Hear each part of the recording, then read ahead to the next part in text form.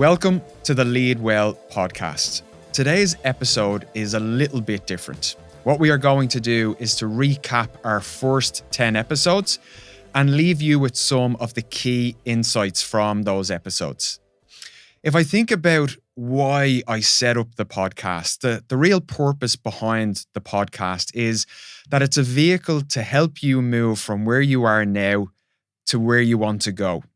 And by unpacking some of these founder journeys and speaking about topics that are really relevant, I hope that we can achieve that. And what we've done today is we've looked at some of the key steps in that process. And I'm going to give those to you throughout today's recap episode. Before I do that, I want to just tell you a quick story because it's quite relative to what we're going to speak about today. I was recently engaged to deliver a leadership development program for a large organization.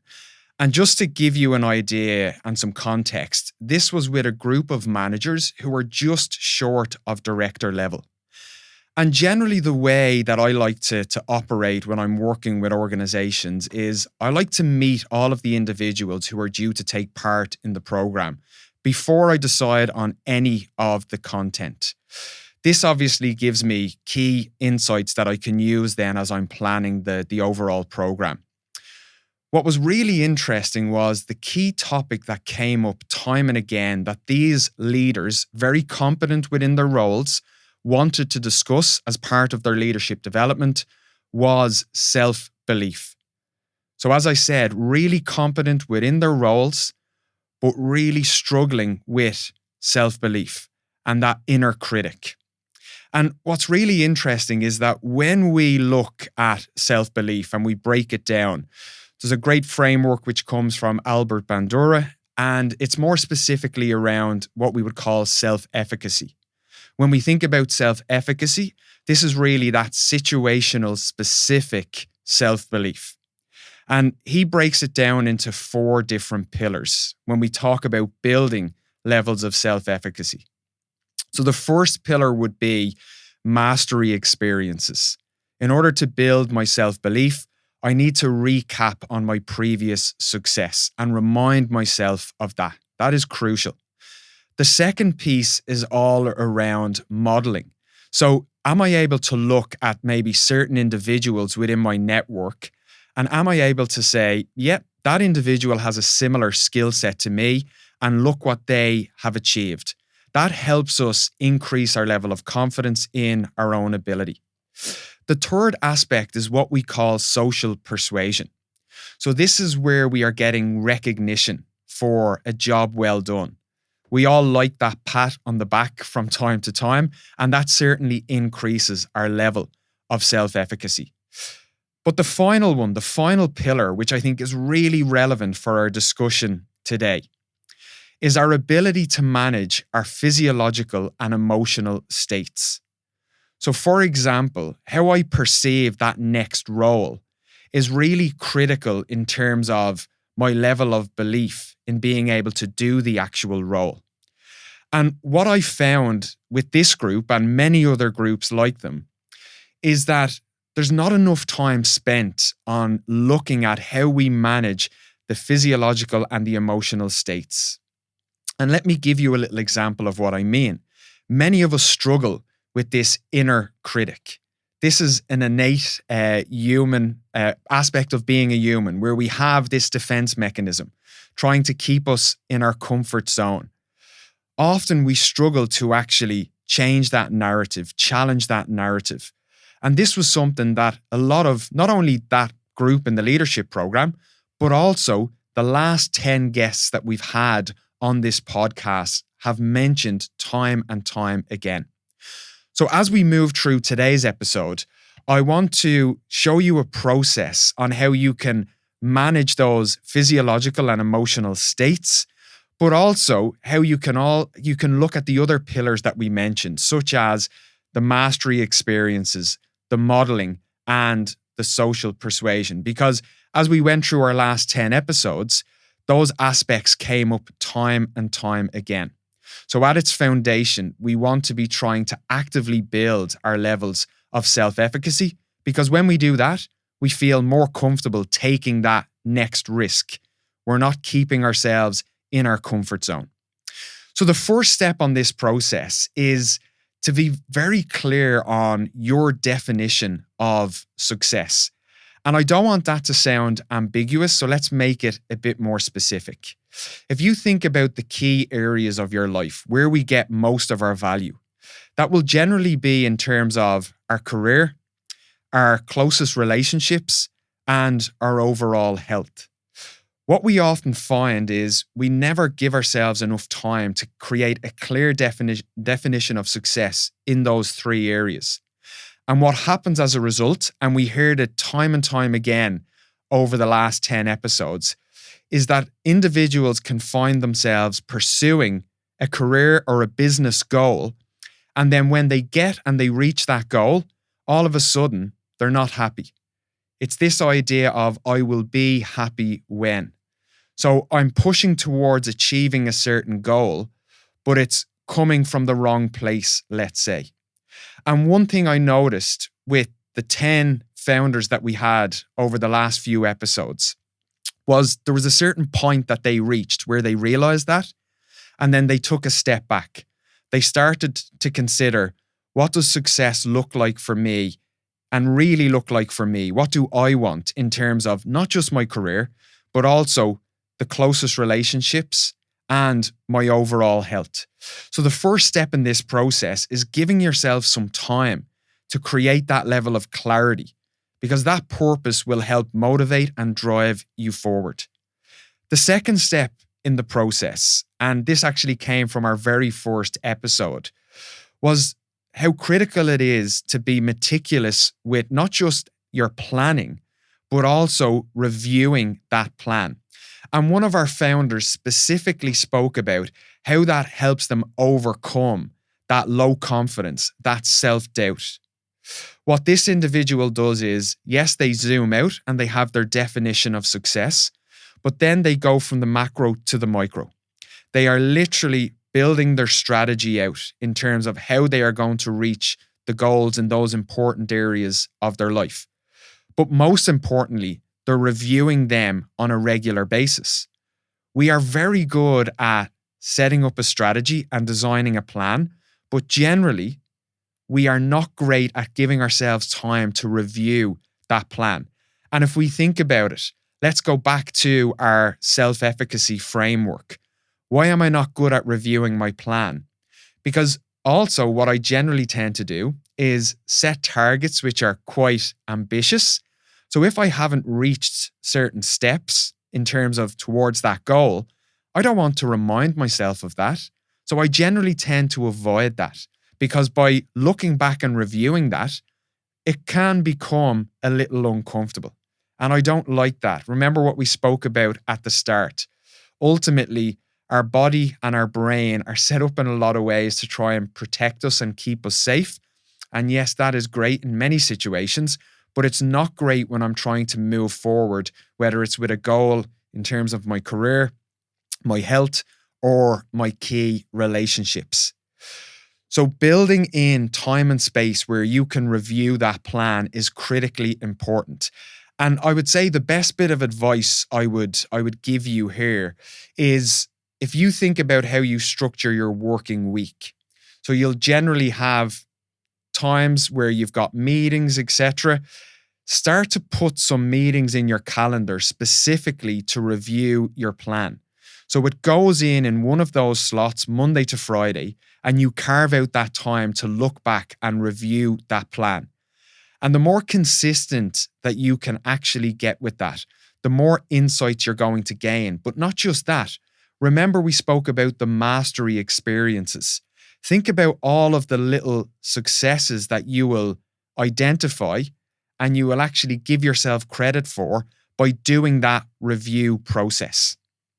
The next piece, when we consider this process of being able to build high levels of self-efficacy, is looking at failure. And that can be quite difficult for us to do as individuals. So first of all, we might find ourselves in this comfort zone. And the thought of actually stepping out and taking that risk, let's use the example of maybe going from a manager to a director. By the way, it's completely natural to feel extremely uncomfortable if you are about to embark on a journey like that. I've never come across any manager or leader in every program that I've done who has said to me, no, I've no doubts at all, I can step up and do that role.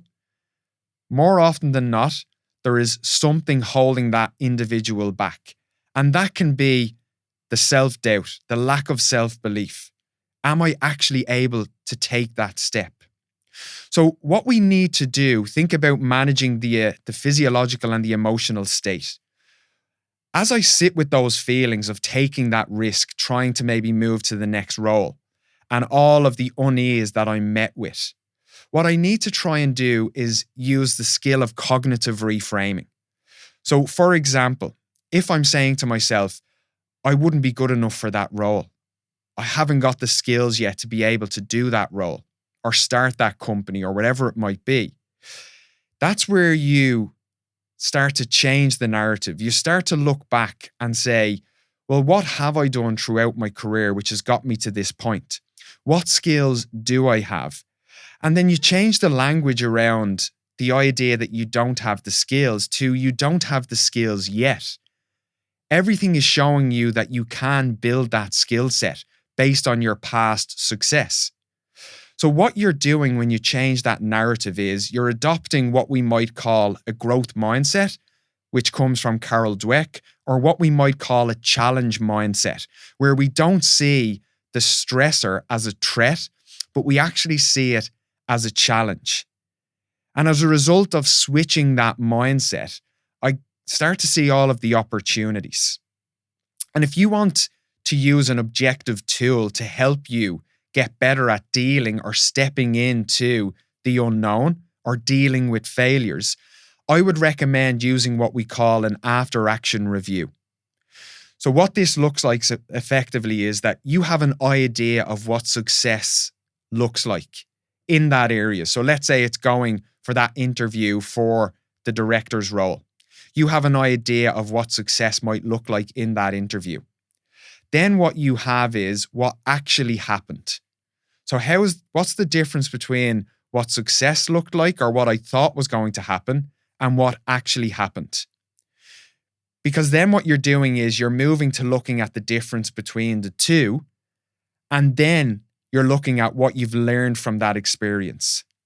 And the reality is, as we all know, whether it's career or whether it's our life in general, we don't follow an upward trajectory. It just doesn't happen. We more so have what we call squiggly careers or squiggly life, if you like. We face many peaks and valleys as we go through our life, but it's our ability to be able to take the lessons from those experiences to then move forward. And that also has a direct impact on, let's call it, our stress tolerance. So we mentioned our physiological and our emotional states. Well, another thing I want you to take away from today is that you have the ability to increase what we call our window of tolerance.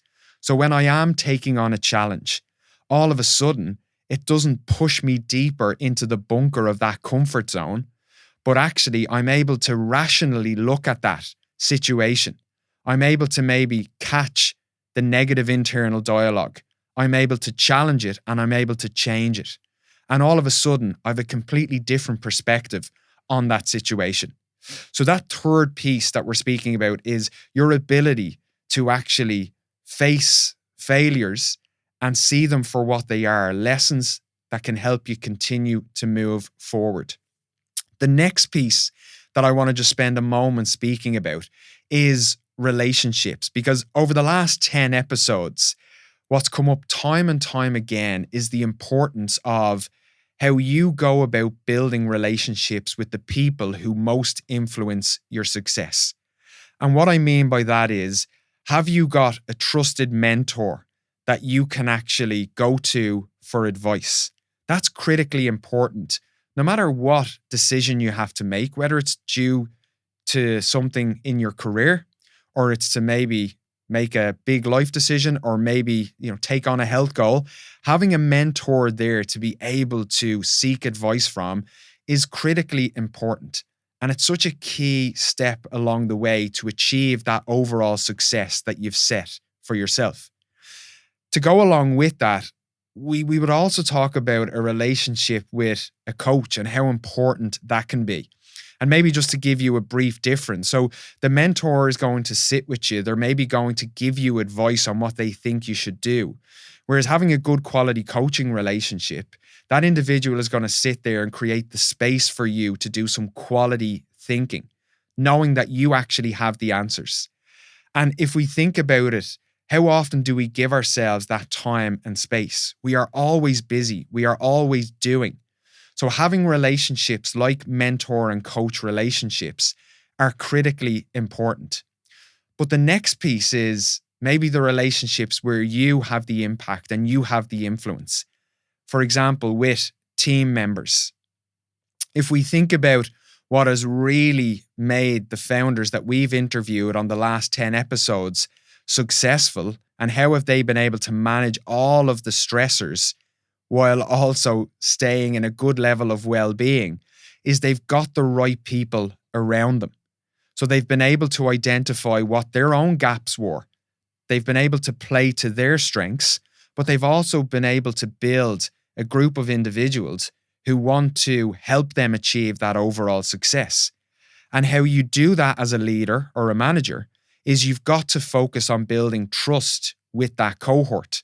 How you do that, very simply, is trust is based on 3 key constructs. So you have your own ability. So ultimately, you have to be able to walk your talk, if you like.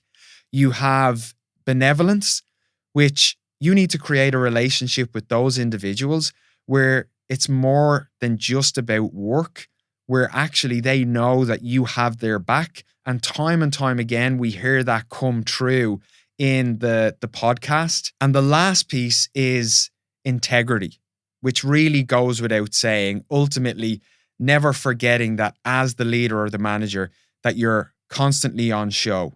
So you have to show up. And this maybe comes back again to the idea of how we manage ourselves, how we manage those emotional states.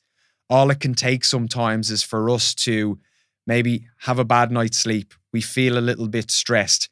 We're taking on a new challenge and we have an outburst in the team meeting.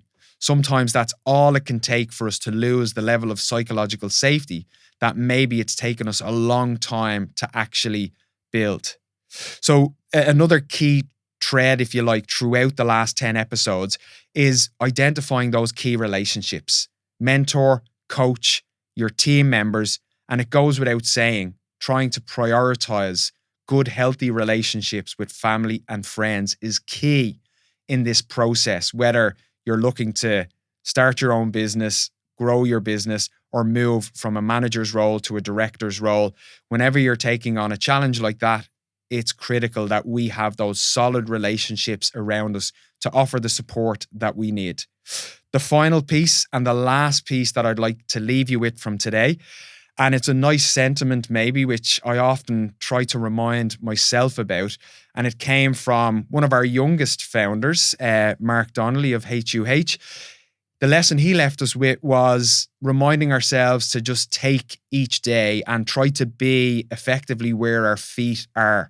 And I think that's a really nice sentiment. We can be quite ambitious with our goals. We can be very driven and motivated while challenging that level of self-doubt that we've mentioned throughout today's episode. But actually, sometimes it's nice to just stop, give ourselves credit for what we have achieved so far, and just be grateful for everything that we currently have in career, with our health, with our relationships. And that's what I'd like to leave you with in terms of maybe just a reminder as a key lesson. In terms of season 2 and what you can expect more deep conversations, really looking under the hood of the journeys of these founders in order to help continue to move you from maybe where you feel you are now to where you want to go. I look forward to seeing you again in season 2. Thank you.